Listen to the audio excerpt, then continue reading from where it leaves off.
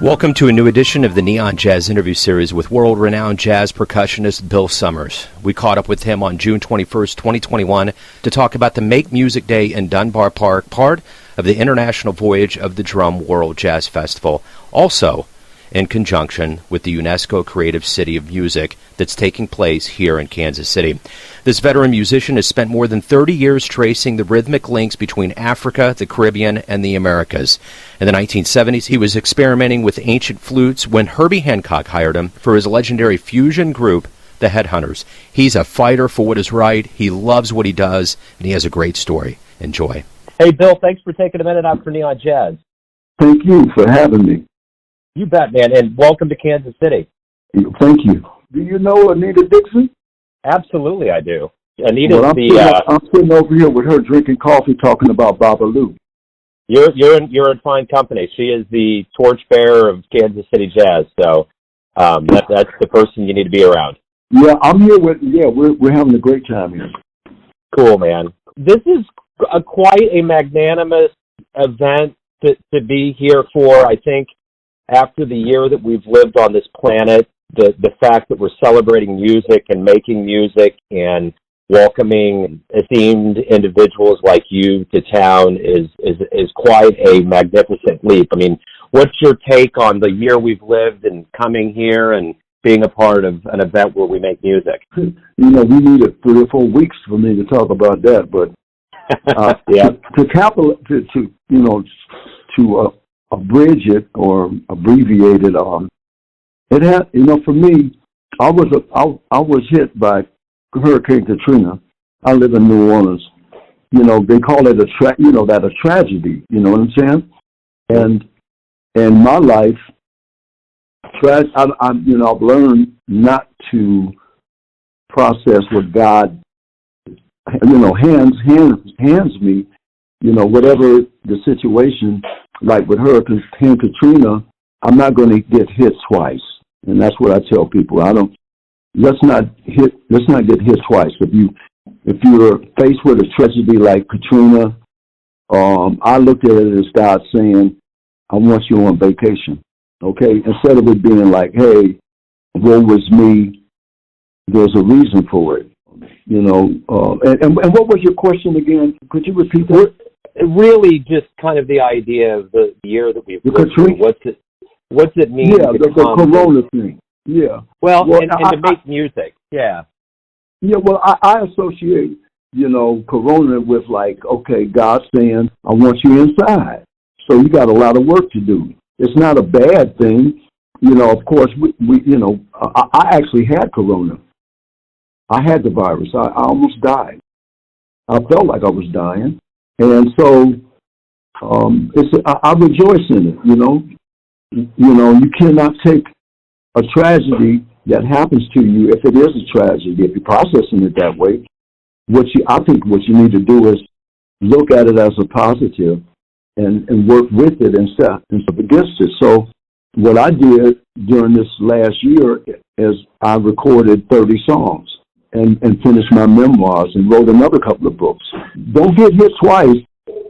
Corona hit us, but what you need to do is just retreat a little bit and find out what the purpose of it is and what you have to do to process it as a positive instead of a negative. So it's been a learning experience for me and a way of trying to get around it.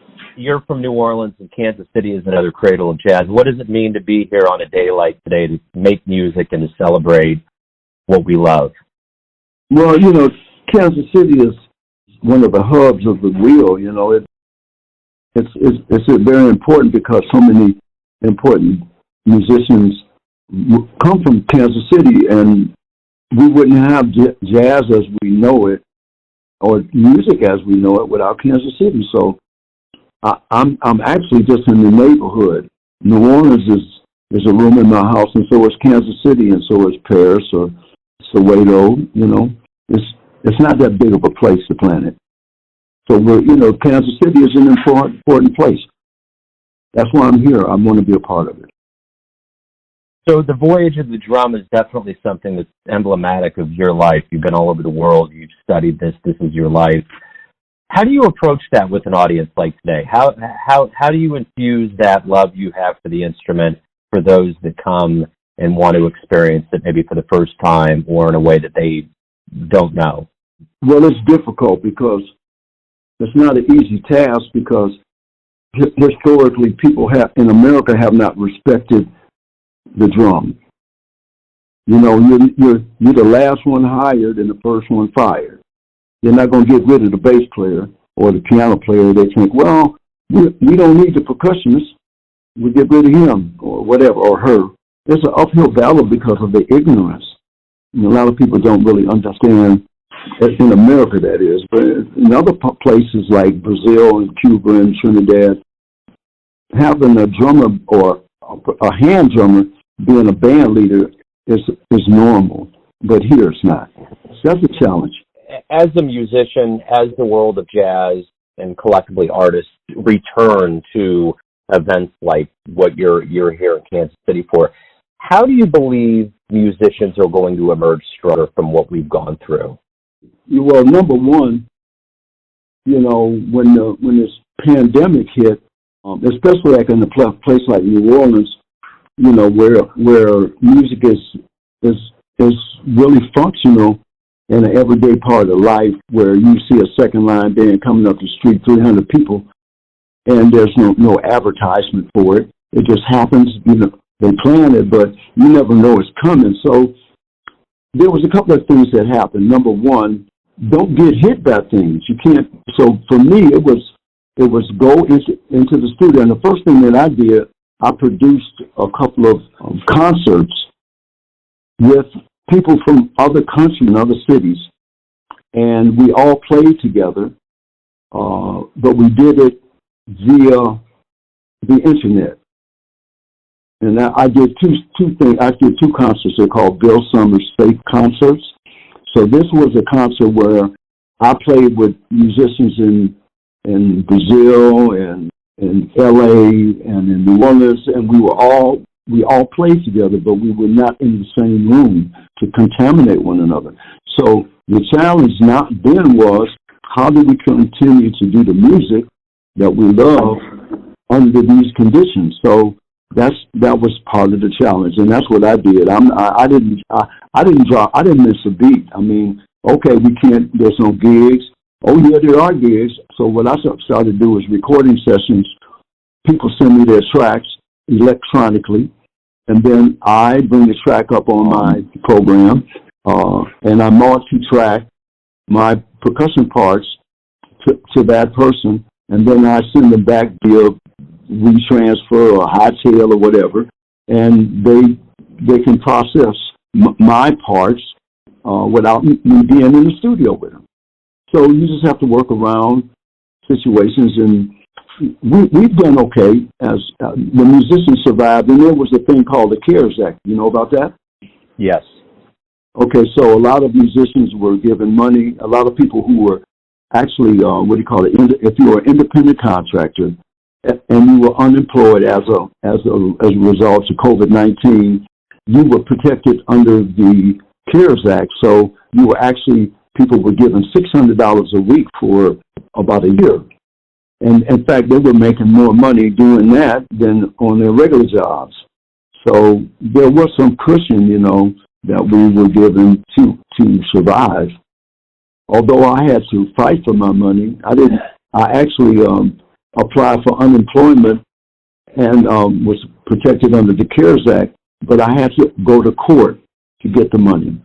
I actually had a court hearing on the phone with a judge, and she asked me to explain why I felt that I was entitled to the CARES Act money. And I said, I'm an independent contractor, and I lost all my work as a result of COVID-19 because Jazz Fest in New Orleans was canceled, and all my work around the world was canceled. All my tours were canceled. So I need that money. And the judge decided in my favor, and after a year of fighting for the money, I got one big check, okay? So that was a benefit. You know, you have to just fight sometimes for what's right. And black people in America know about fighting for what's right. It's not about race. It's about what's right. It ain't about you being white or you being black or you being Chinese or you being Korean. It's like, what's fair? It's either fair or it ain't. It ain't got nothing to do with being black and white. Absolutely. So how did this love of drums begin for you? Where in your childhood did this begin? Well, I'll tell you, we're having a discussion about this right now, and part of it started with Lucy and Desi. Okay? Now, I'll explain that. Lucy and Desi Arnaz, they had a show called I Love Lucy, right? Yeah. I was put in the conservatory when I was 5 years old. Okay, I spent 10 years in the conservatory playing classical piano. So by the time I was 7 or 8 years old, I was doing concertos and concerts and all kinds of stuff. It was a regular part of mine.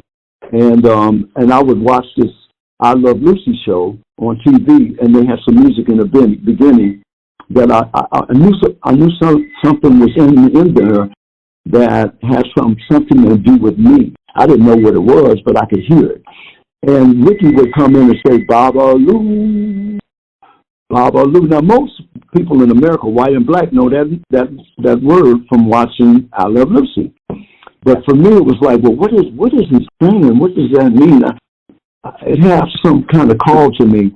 So I researched the word, and it's an African word, and Baba means father, and Olu means owner or chief, and Aye, there's another part to it, it's Babalu Aye, owner, chief of the world. That's a Yoruba word. Some people call it, it's a particular ethnic group in Nigeria called the Yoruba tribe, and they came to the Americas and they went to Cuba, or Cuba as people say it, and that's where Ricky Ricardo learned the word. It's an Orisha called Babaluaye. So that had a lot to do, that influenced, for me, I love the sound of these drums, and over a period of years I began to understand the importance of the African drum and its contribution to American music. So it's in everything we do. If it wasn't for the African drum, there would be no jazz. It wouldn't exist. And that came out of Congo Square. A lot of the influence that developed the concept of jazz came out of discrimination and racism. I like percussion. Yeah, absolutely. It's your life for sure. So, one of the bigger moments that have happened to you in your life was when Herbie tapped you to be in the band, the Headhunters. Did you feel like you arrived? What was your thought and feeling going into that venture? I was discriminated against even by black musicians. So even with Herbie, he didn't treat me like the other members of the band. He had learned some bad habits, which was not to, from bad teachers. People, who was the percussionist? I wasn't treated like the other members of the band, really, And so but I loved it, because if I didn't get that job from Herbie, if I rocked the boat, I could move my movement ahead, which was to expose other people to African music and the diaspora. And so I just had to bite my tongue a lot of times, because of the ignorance around it. I knew I had arrived, and I knew my responsibility was to the other people who respected and played the kind of music that I played. My job was suck it up and move the movement forward. So I had to take abuse, even from Herbie and other people who were ignorant and didn't know, and had actually, had to develop bad habits from listening to the system. And you've had a very celebrated existence as a musician. What are you proudest of? What accomplishment? What have you feel like you've done that you feel the proudest of? Introducing America to the intricacies of African and African-derived music forms. Because it's a multi-trillion-dollar industry. We contribute heavily to it, but we do not get all the rewards that we're entitled to. You know, in America, very few black musicians from the beginning were allowed to even read, let alone have publishing companies. So here you have a situation economically where you're not allowed to read or write. You're not allowed to go into a particular club or a hotel or whatever because of Jim Crow laws, and that created a very big financial loss for the African American community, and it actually harmed the white community because they were not given the true story. So people like Benny Goodman or people like that became the king of swing instead of Duke Ellington and Count Basie, or people became the king of rock and roll like Elvis Presley instead of, you know, Chuck Berry and Bo Diddley. You know, it was an unfair playing field, if you understand what I'm saying. You know, it's not about race. It's not about white and black. It's just about right and wrong. You know. Yeah. You know, if you want Eskimo music, go to the Eskimos. If you want jazz, go to the black people. If you want R&B, you gotta deal with that. And it's not about race. It's just facts. It's just cultural. Who created jazz? Where did the word come? A lot of jazz musicians, I ask them, "You're a jazz musician?" "Yeah, I play this. I play jazz." "Where did the word come from? Define it." They can't do it. They can't do it. They don't even know the origin of the word. So if you're a doctor or you're a surgeon, you're either working on feet, you're a podiatrist, you're working on the heart, you're working on some part of the human body. It's the same with music. It's very specific. So, you know, there's certain injustices that I think my greatest contribution is being an asshole. Okay? That's my biggest contribution, is being almost like a troublemaker. You know, I don't want to be, but to prove your point and to get things changed, you have to be like Martin Luther King or Malcolm X. You have to take chances. You have to speak the truth, and a lot of people don't understand that it's out of love that you do it. They don't get it. So as a creator, as a creative person, what do you look forward to the most every day when you wake up? Playing music. I play music every day, most of the time, all day, and I have a problem going to bed because I'm so geeked up on the music. I get up early in the morning because I love life, and the first thing I do is roll off the couch because I don't sleep in the bed because the couch is in the studio. And when I get up, I go right to the computer, open my Pro Tools unit. My mics are always live. I have 200 instruments, and I'm recording. I'm recording all the time. That's life. Right on. That's it. Yeah. And it's a wonderful life because I'm happy, and it's really about being happy. I'm just happy, you know. And then music makes me happy, and playing music for people makes me happy. Beautiful. So talk to me a little bit about the event today. You know, if somebody's on the fence and they're not sure what they're going to do and where they're going to go, why should they come see your event today that's going to take place? Kind of give me a preview. Well, it's really not my event. I'm here really to support Anita Dixon because she is like a pioneer, and what she's doing is so important, and people probably won't realize it till maybe she's gone. Maybe. It seems like that's the way things go. You die, and then all of a sudden you're important. She's blazing the trail, and it's her program.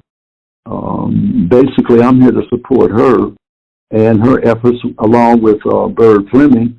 If you come to the thing about this music thing is, if you come to this thing today, it's going to be a family reunion.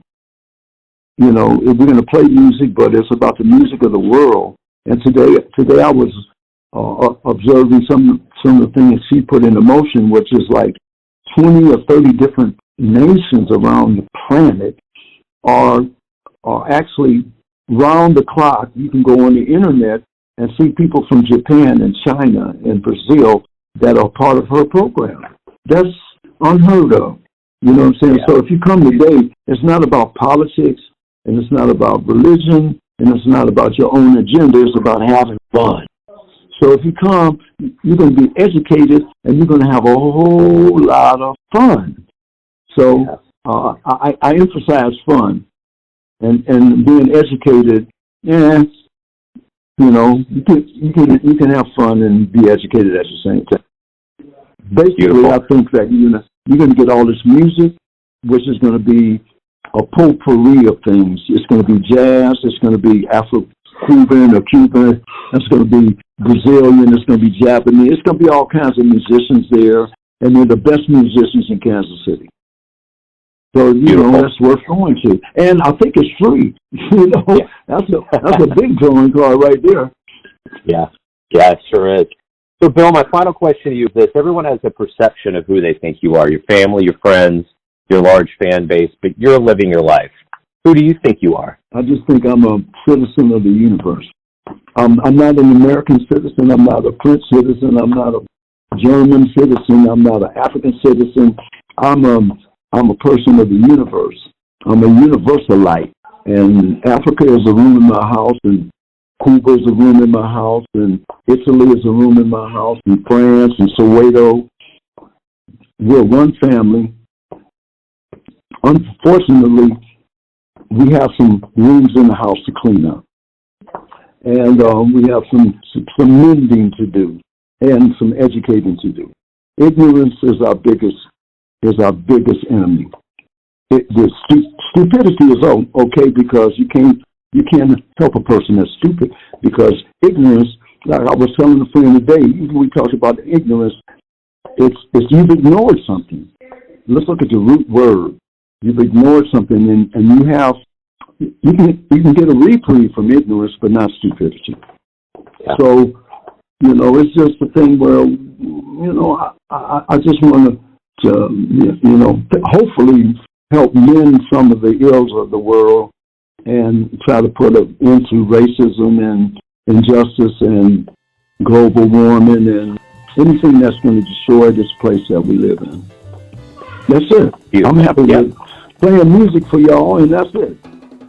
Beautiful. Enjoy your time. Thank you for coming to Kansas City. I really appreciate your time today, Bill. Thank you.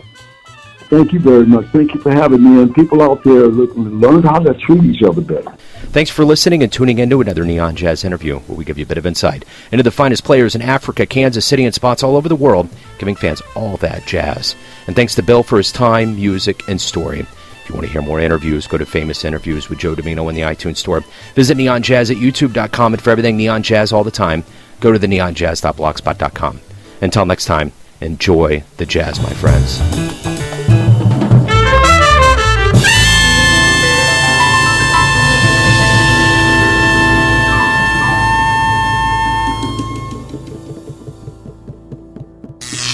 Neon Jazz.